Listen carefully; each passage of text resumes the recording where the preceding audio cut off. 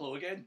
I thought I'd have a go this time round at chatting about Suicide on South Street, which is one of those KMO songs that I think kind of sort of fell between the cracks a bit. It wasn't on any of the albums proper. I think it sneaked out as like a bonus track on a bonus CD when Bedazzled was reissued. But yeah, at the time it was we played it live all the time. It was great fun live because it was just a big stramash, and it was just an excuse to go nuts basically, and we always enjoyed that. Um, and if I remember rightly, I think it was the first song that I recorded with them after I joined the band. I didn't play on Mother Nature's Kitchen. I joined the band after that was finished, although my picture's on the sleeve, and that always really bothered me because I felt really fraudulent. I thought, oh God, that's not good. But they all said, no, we're a band. I know, we're right, we were a band. But, I couldn't possibly take credit for Robbie's beautiful playing on that album. And my style is, so primitive, primitive in comparison to anyone, if I'm honest. But anyway, this, what happened was, one of the first things we did after I joined was we went and did like a little tour of Ireland, and that was fantastic. It was great fun, a great kind of bonding experience. The gigs were amazing, and at some point we get hustled into this studio in Dublin, Windmill Studio, I think it was called, and it was a great little studio, and there was a lovely bloke called Leo who was kind of running the show in there, really nice guy, and I'd just bought this Mesa Boogie amplifier, which I really loved. It was loud as pigs. It was an absolute hooligan. And Leo took one look at it and banished it to like a closet at the end of the corridor. He said, "That's the place for that." And he was perfectly right. He was absolutely right to do so. But we hit it off with Leo instantly, and we had a great time. It was a really relaxed recording, really fun. We got it down really quickly, and we were all just like eating and drinking, yarning.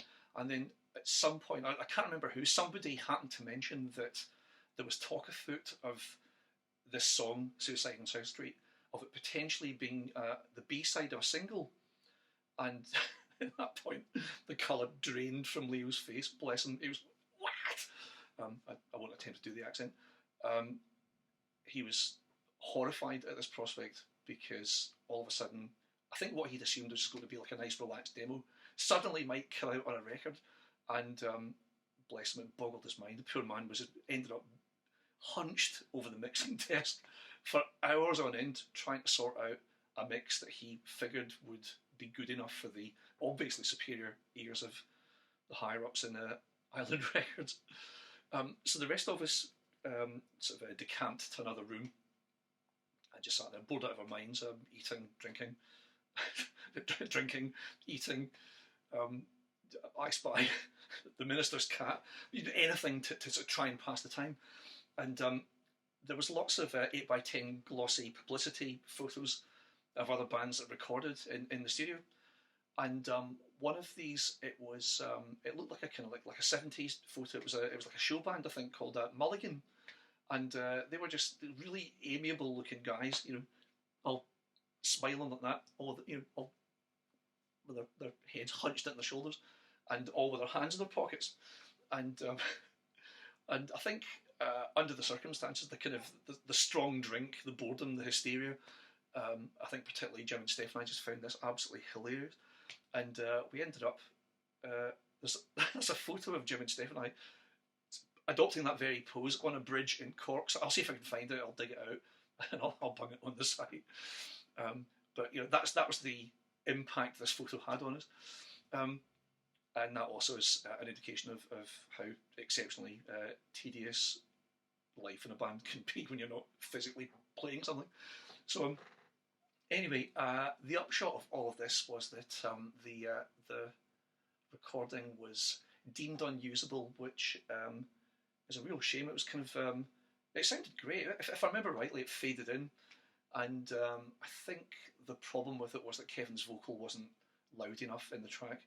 And to this day, for the life of me, I don't know why they didn't just remix it, why they didn't just plung his vocal up a bit, unless it was physically knitted on. I can't understand. But I used to have like a very nice little like an Island Records demo cassette of it, which I obviously lost in one of the thousands of house moves I've done since. So I'm hoping that somebody's got it, because I'd love to hear it again. Apart from anything else, it's got some nice memory. And I think it was a pretty tidy version of it. We also, and this just came to me, we also recorded a version of it for, unbelievably, a Radio 1 session, and that was for Nicky Campbell's show. I think he was quite snippy about the track, but I think we also, this might be a different set, this might be for Radio London, but we also recorded a jingle that was never used, that was very kind of Hendrixy, I can't remember how it went, but I'm just throwing that in by the by. So as regards the track itself, great lyrics as always. I can't tell you what Kevin specifically had in mind, but again, my understanding of it is that I think it alludes to when he worked in Yarrows, in the shipyards, and it's like a kind of magic realist recollection of that era for him, which I guess was pretty character building. And Jim and Steph do some great stuff on it. Steph's bass line's really springy and really mischievous sounding. Jim's drumming's incredible, really boots it along, particularly live. It was just unstoppable. And I think I remember him saying that he based what he was doing loosely on With a Gun by Steely Dan. If there's any Steely Dan fans out there, join the club. And as to what I did, I stuck on this like a slapback delay. Slapback is it's like a single delay, very close to the original note. You hear it all the time in like rockabilly things, particularly on vocals, like from Elvis downwards. People just get lost in this kind of delirium, this ecstasy of rhythmic syllables. Great, I'd love all that stuff. And on guitar, it's I think if you hear it in isolation, it sounds very rockabilly-ish, but I'm not sure if that necessarily comes across in the track with everything else that's going on. I'm not sure if it matters, but it's a pattern. It's like a 12-bar sequence, except it's actually 16 bars. I'll try and explain that in a minute. I'm not sure if it'll wish me luck. But yeah, the pattern in A, it's like so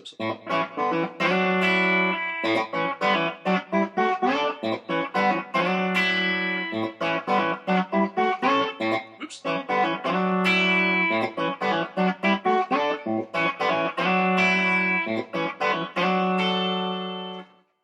Well, that finger picked, or my understanding of finger picking, which again is stupidly primitive. So there's that. Then the verse chords, very rockabilly-ish again, particularly if you hear that an octave up. So alternated with that. So it's then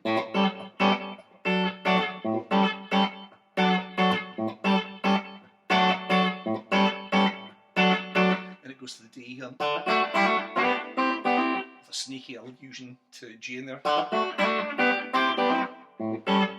to that.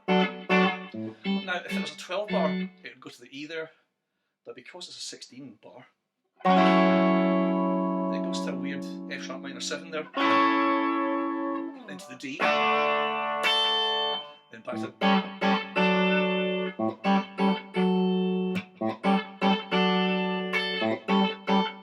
into the E there, D, and then a sort of monumentally indulgent guitar solo, which quite often went on for ages, an unforgivable amount of time. But great fun live for us, and because we'd quite often at that point, that whole middle section was always just like improvised. Whatever would happen. Quite often bring it down to almost silence, and give Kevin a chance to prowl about the front of the stage and stare at the audience like Alex Harvey. I always loved that. And I think that's about the size of it. Is there anything else I wanted to say? Probably not. Basically, if anybody has a tape of either that original recording or the Radio 1 session, give me a shout, because I'd love to hear it again. Other than that, I guess that's about it. I went round the house again, but hopefully used to that by now. So speak soon.